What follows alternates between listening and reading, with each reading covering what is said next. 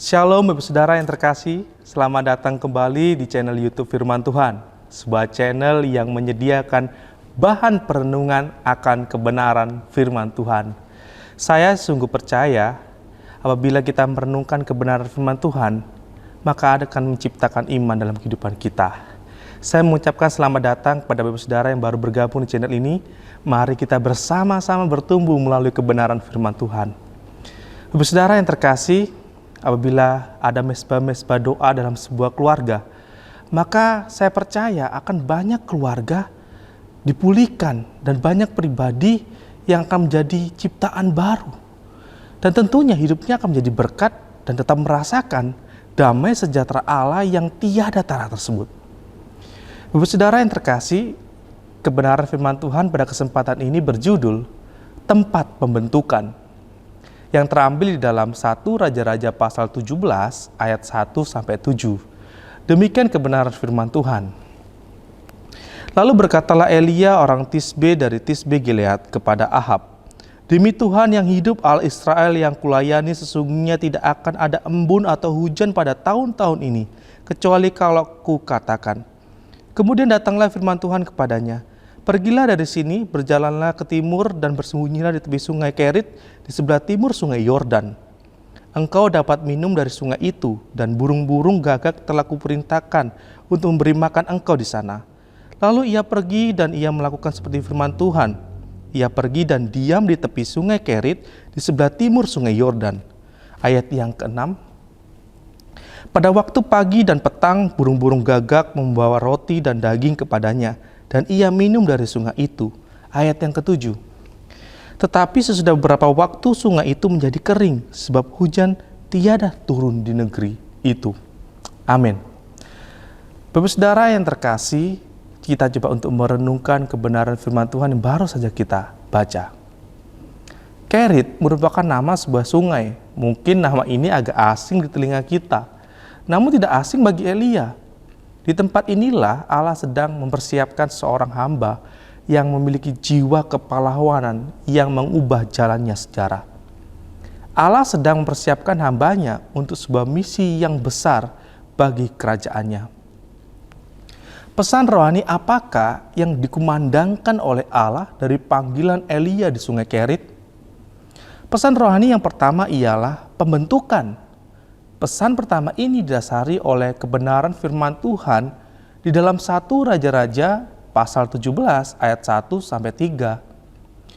Bapak Saudara yang terkasih, Ahab dan Isabel memegang kuasa atas Israel, dan Baal adalah Allah yang mereka sembah kala itu.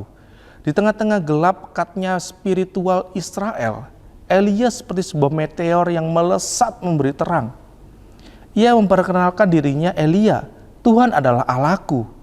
Ia memproklamirkan diri bahwa aku memiliki satu Allah, yaitu namanya adalah Yehova.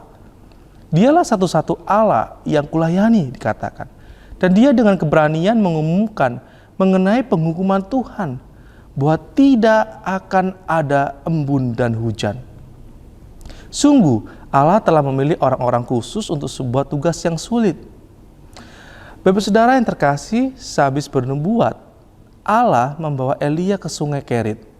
Kata Kerit diambil dari kata kerja karat yang berarti dipotong-potong atau dicincang. Tuhan pasti banyak memotong bagian-bagian dalam kehidupan Elia seperti yang dilakukan kepada ranting-ranting pohon anggur. Setiap ranting padaku yang tidak berbuah dipotongnya, dan setiap ranting yang berbuah dibersihkannya, supaya lebih banyak berbuah, hingga Allah membentuknya, menyempurnakannya, agar karakternya sesuai dengan kehendaknya.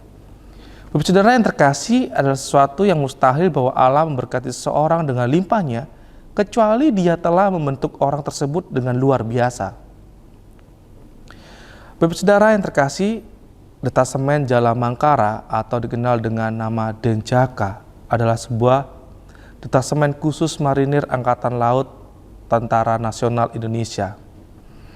Anggotanya merupakan gabungan dari anggota Komandan Pasukan Katak dan Batalion Intai Amfibi.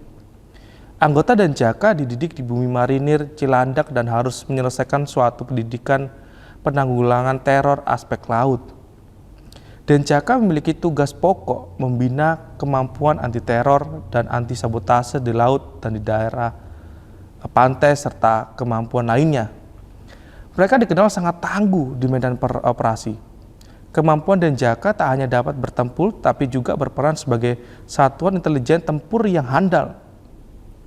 Semua itu bisa didapat apabila bisa berhasil melewati berbagai syarat dan pendidikan yang sulit.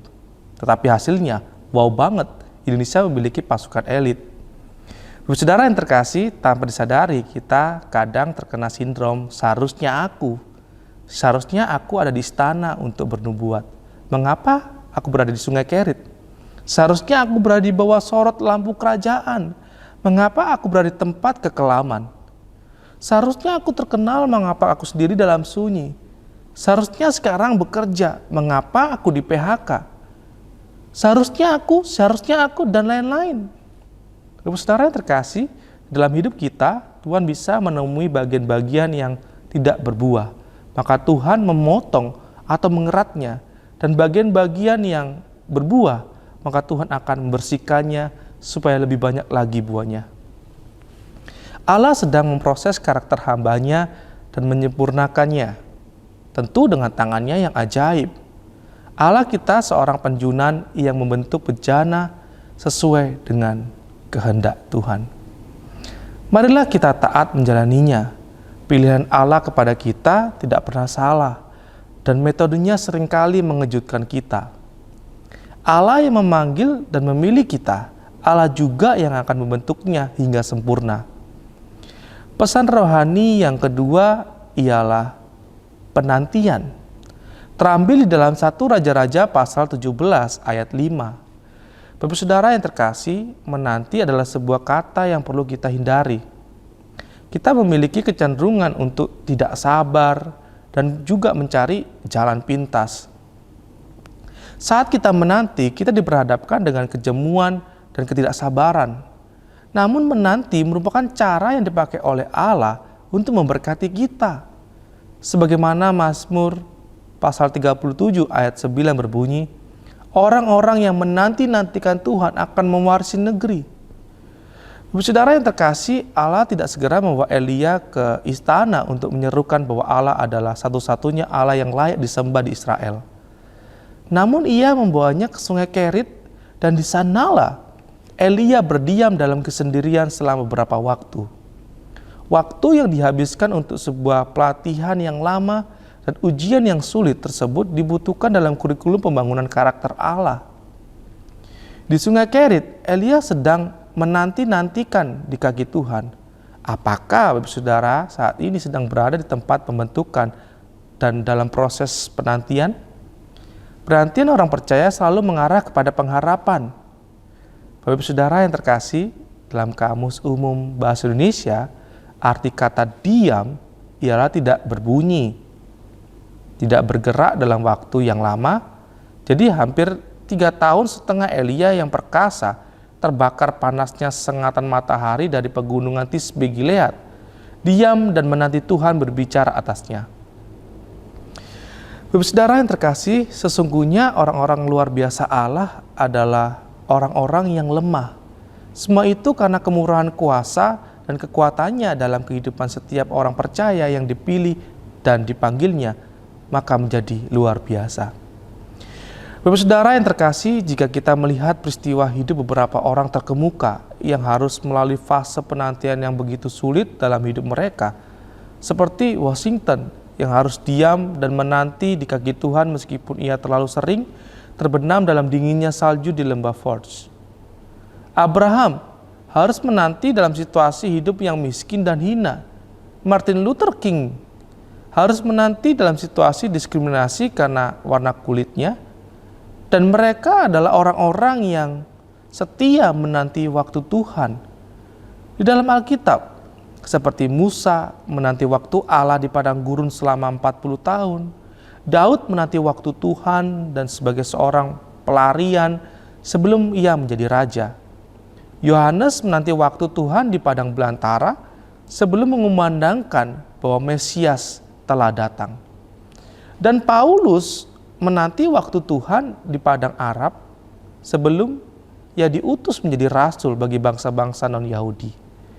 Bapak Ibu Saudara yang terkasih, bila Allah membawa Elia di Sungai Kerit untuk berdiam diri dan berada dalam sebuah tempat pembentukan sebelum memakainya untuk kebangunan rohani di Gunung Karmel, Allah juga mengajar kita untuk duduk setia di kakinya, menanti-nantikan Dia berbicara.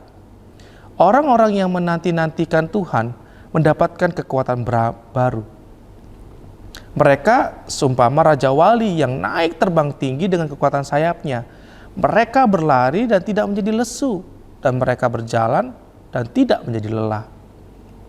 Pesan rohani ketiga yang dikumandangkan oleh Allah dari panggilan Elia di Sungai Kerit ialah pertolongan.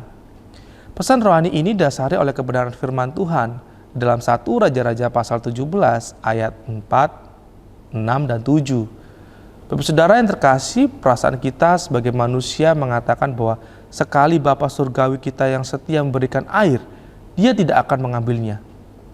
Jika Dia yang memberikan orang yang terkasih, Dia juga seharusnya tidak mengambil orang terkasih tersebut. Dia yang memberikan bisnis yang menjanjikan, seharusnya Dia yang tidak menutup bisnis itu. Dia yang menyediakan dan memberikan seorang gembala, seharusnya Dia tidak memindahkan tugas di tempat yang lain.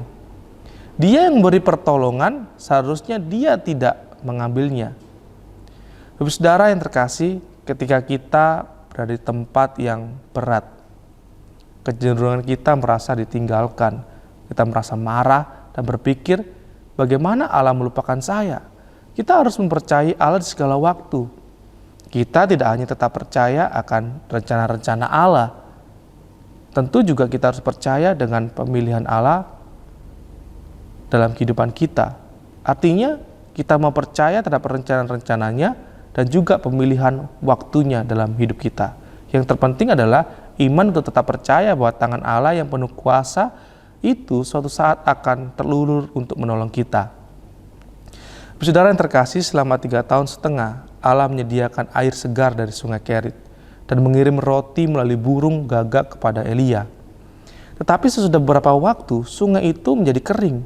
Apakah Allah akan menyudahi riwayat hidup Elia dan membunuhnya di tengah-tengah sungai yang sedang mengering tersebut? Tentu tidak. Pada saat-saat yang sulit, kita menjadi suatu objek dari perhatiannya. Kita dilukiskan di telapak tangan Tuhan. Bapak Ibu Saudara, tidak akan pernah hilang dari pandangan Allah. Ketika Sungai Kerit mengering, ada dua hal. Allah itu masih ada dan Dia baik-baik saja. Yang kedua, Dia tahu apa yang sedang Ia kerjakan.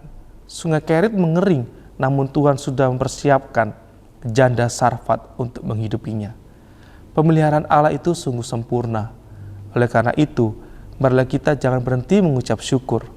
Allah bisa memakai siapa saja dan juga apa saja dalam kedaulatannya, tentu untuk melihara anak-anaknya, saya dan Bapak Saudara. Tuhan dapat mengubah air menjadi anggur, namun Ia tidak dapat mengubah sebuah rangikan kita menjadi apapun. Jadi mari kita berhenti bersungut-sungut dan mulai menjadi pribadi yang optimis bersama dengan Tuhan. Jangan pernah kalah, jangan pernah merasa kalah dalam apapun.